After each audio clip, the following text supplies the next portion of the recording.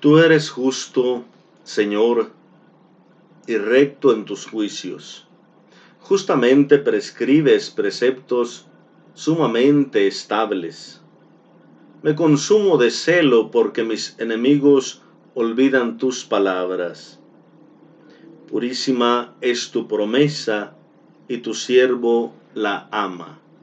Salmo 119, versículos 137 al 140.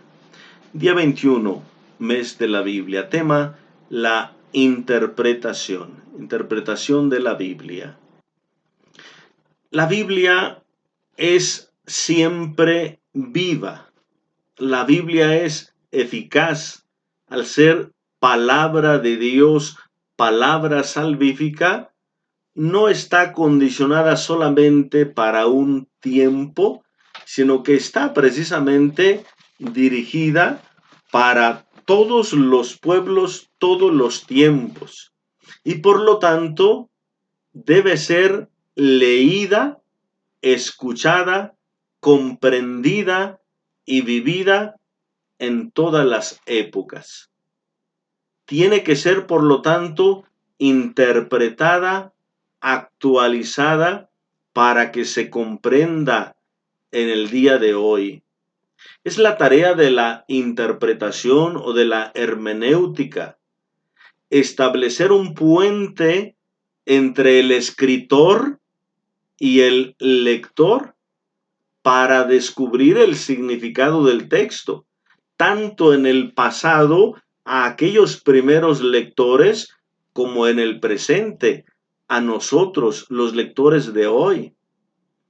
En el capítulo 8 de los Hechos de los Apóstoles, 26 al 40, encontramos el pasaje donde va Felipe y se acerca a un carruaje donde va el eunuco de la reina de Etiopía, y él va leyendo precisamente un pasaje de Isaías. Entonces Felipe le pregunta: ¿entiendes lo que estás leyendo? Y el eunuco le dice: ¿cómo lo voy a entender si nadie me explica? Es decir, si nadie me hace de guía, si nadie me ayuda a comprenderlo. La interpretación bíblica, pues, quiere descubrir el significado del texto en el pasado, en el primer significado, para actualizarlo, para descubrirlo hoy. Hay diversidad de textos, diversidad de autores, diversidad de épocas, costumbres, tradiciones, distintas maneras de interpretar un acontecimiento, diferentes perspectivas religiosas o teológicas. Hay diversidad de métodos de acercamientos a la escritura. Por eso se hace siempre importante este trabajo de la lectura interpretativa o de la interpretación de la escritura. Primero, hay que recordar que la revelación se dio mediante obras y palabras, pero que estas obras y palabras fueron transmitidas de generación en generación. Y ya cuando se ponen por escrito, hay un sentido de interpretación religiosa, interpretación desde la fe, no solamente transmitir el acontecimiento como tal, sino el significado para la persona. ¿Qué significa para la salvación o en el tema de la salvación para aquel que está escribiendo y a sus lectores? Para el cristiano, el acontecimiento de Cristo, el Espíritu Santo dado por Cristo a la iglesia, da un nuevo sentido a toda la escritura. Por ejemplo, en Juan 2:22 leemos: cuando resucitó de entre los muertos, los discípulos recordaron lo que había dicho y creyeron en la escritura y en las palabras de Jesús. Entonces, a partir de Cristo hay un criterio importante para la interpretación, no solamente de los escritos del Nuevo Testamento, sino los mismos escritos del Antiguo Testamento. Por eso, aquel eunuco que va leyendo al profeta Isaías hace la pregunta, ¿esto se refiere a él mismo, al profeta, o a otro? Vean, desde la perspectiva judía, pues el profeta habla de sí mismo y de su tiempo, pero desde la perspectiva cristológica del acontecimiento de Cristo, pues en él, en Jesús, en su pasión, muerte y resurrección, tienen sentido pleno aquellas profecías de Isaías. Y se puede leer ya a Isaías a la luz de Cristo y de sus acontecimientos. Por eso para el cristiano el acontecimiento de Cristo es clave fundamental para la interpretación. La palabra de Dios es palabra divina, es palabra humana y es palabra actual. Por eso debe ser guiada por el Espíritu Santo para comprenderla. Porque Dios es el autor principal, el que inspira. Pero también podemos y debemos acercarnos con la ciencia, con el estudio, con el conocimiento humano para conocer las expresiones humanas, el aspecto humano de la palabra, porque es la palabra encarnada, como Cristo también. Entonces es importante ir reconociendo este aspecto. Es como la analogía de la encarnación. El verbo de Dios que se hace hombre se somete a las limitaciones humanas. Y Jesús experimenta toda esa limitación humana, del hambre, de la sed, del cansancio, del trabajo, de todo. Así es la palabra, siendo divina, pues se expresa en palabras humanas y por lo tanto es necesaria la fe, la gracia, pero también la ciencia, también el estudio. Ya en la misma Biblia, desde el Antiguo Testamento, la historia del texto nos va presentando distintas maneras de interpretación. Por ejemplo, el tema del desierto. Para Oseas y para Jeremías, el tema del desierto es como un momento ideal, un momento de gracia, un momento de encuentro con el Señor. La llevaré al desierto, le hablaré de amor, para ver si recobra ese amor del inicio. Oseas 2:16, Jeremías 2:1. El desierto es como el enamoramiento del pueblo con Dios, recordando el tema de la alianza. Pero, por ejemplo, para el profeta Ezequiel, en Ezequiel 16, Ezequiel 20, Ezequiel 23, el desierto es una experiencia de tentación, de reclamo, de rechazo. Recordar la época de desierto del pueblo de Israel es recordar sus rebeldías y sus abandonos, sus idolatrías. ¿Ven cómo hay perspectivas diferentes? Hay una interpretación de lo que significa un momento histórico. Mientras algunos resaltan el aspecto de la alianza y en el desierto Dios hizo alianza con su pueblo, otros pues resaltan las tentaciones, las rebeldías del pueblo. Vean, hay una interpretación distinta de un acontecimiento, de una realidad. El mismo Éxodo, por ejemplo, la fe tradicional es Dios se manifestó poderoso, liberando al pueblo de Israel, abriendo el mar para que su pueblo pasara. Jeremías 16 del 14 al 15. Pero, por ejemplo, Isaías hace una relectura aplicándola a la etapa del destierro en Babilonia. Ya Isaías considera el regreso del destierro en Babilonia, Isaías 40, Isaías 42, como un nuevo éxodo. Hay una relectura también de ese acontecimiento. Ven cómo en el mismo Antiguo Testamento se interpreta el texto. Hay también relecturas distintas de acontecimientos, situaciones.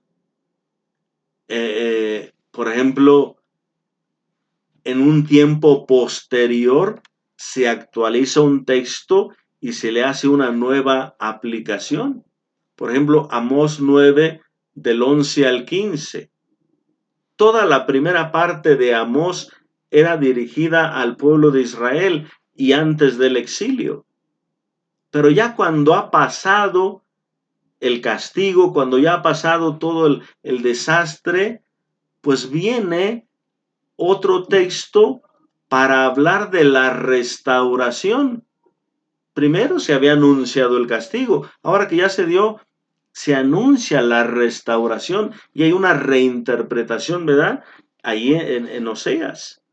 También pasajes que anteriormente se dirigían al norte, porque Amós predicó en el norte, ya cuando pasó el tiempo hay cierta reconciliación o reunión, pues hay una aplicación también de ciertos oráculos o predicaciones dirigidas ahora al sur. Entonces hay una reinterpretación del texto. Amós 2 del 4 al 5, Jeremías 31, 31. También hay textos que en un momento, por ejemplo, eran dirigidos al tiempo histórico de Israel, a los reyes propiamente descendientes de David, pero cuando viene el destierro y se acaba esa dinastía de David, esos textos mesiánicos, o más bien esos textos que hablaban del rey histórico para restablecer la dinastía de David, recobran un sentido mesiánico, se reinterpretan en la espera de un descendiente de David, pero un descendiente mesiánico. Salmo 2, Salmo 10, Isaías 7, 14, Isaías 9, 1 al 6, Isaías 11 del 1 al 9, Jeremías 23, 5, 6. Hay distintas actualizaciones, hay relecturas, hay reinterpretaciones. Los mismos textos, por ejemplo, en la tradición del pueblo de Israel, en los targúmenes, que eran como unas traducciones, pero basadas ya en cierta predicación, y no una traducción literal, sino ya interpretativa, también hay modificaciones.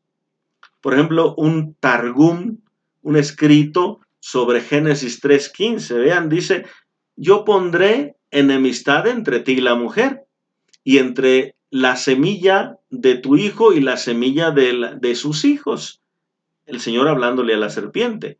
Y será que cuando los hijos de la mujer consideren que la Torá y realizar sus mandamientos, cuando los consideren, ellos estarán preparados para herirte en la cabeza y para matarte.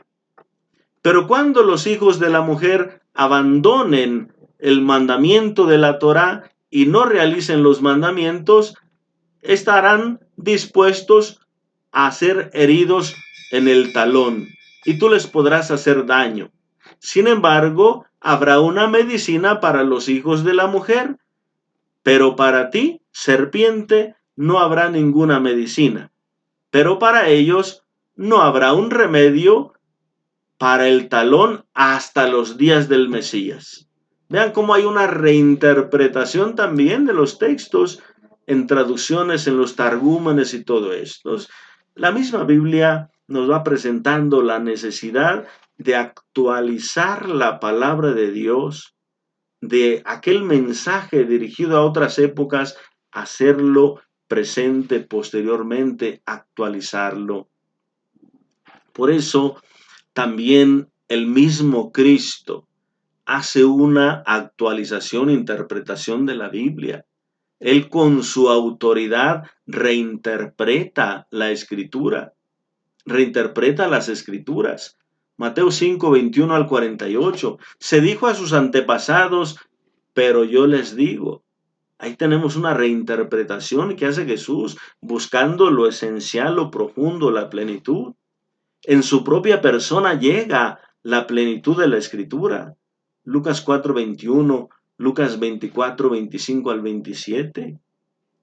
Y ciertamente Él no ha venido a abolir la ley, pero sí a darle plenitud, a darle cumplimiento, porque de Él hablan las escrituras, es decir, Él es la plenitud de las escrituras. Jesús es exégeta de las escrituras, Él las explica, Él las interpreta. En Jesús adquieren un nuevo sentido las escrituras. En Jesús desaparece aquel velo del Antiguo Testamento, es decir, ya deben comprenderse a partir de la realidad del misterio de Cristo. Las escrituras dan la salvación mediante la fe en Cristo. La resurrección y la venida del Espíritu Santo dan un nuevo sentido a esa interpretación. Por eso, queridos hermanos, es muy importante el tema de la interpretación. Algunas palabras concretas que utilizamos para la interpretación. La exégesis. La palabra exégesis de un verbo griego exegeomai, que significa conducir, guiar, exponer, explicar. O sea, es la búsqueda del sentido original del texto. Por eso aquel eunuco dice, si nadie me hace de guía, utiliza este verbo exegeomai, si nadie me explica. La palabra hermenéutica también viene de un término griego hermeneuo, que significa interpretar, traducir, hacer aceptar el pensamiento. Se trata de la comprensión o actualización del texto. Ciertamente, las dos palabras hacen referencia a una traducción, interpretación, explicación, pero en la actualidad los estudiosos de la Biblia utilizan más la palabra exégesis para buscar el sentido primero original del texto y la palabra hermenéutica para buscar el sentido actual del texto. De todas maneras, se encontrarán autores que utilicen estas palabras en sentido indistinto, es decir, en sentido de interpretación. Compartiremos otros días muchos otros elementos que nos ayuden a ampliar el tema de la interpretación de la Biblia. Solo ahora estos puntos para que veamos la importancia de la interpretación y la actualización de la palabra de Dios. Que Dios les bendiga en nombre del Padre y del Hijo y del Espíritu Santo. Amén.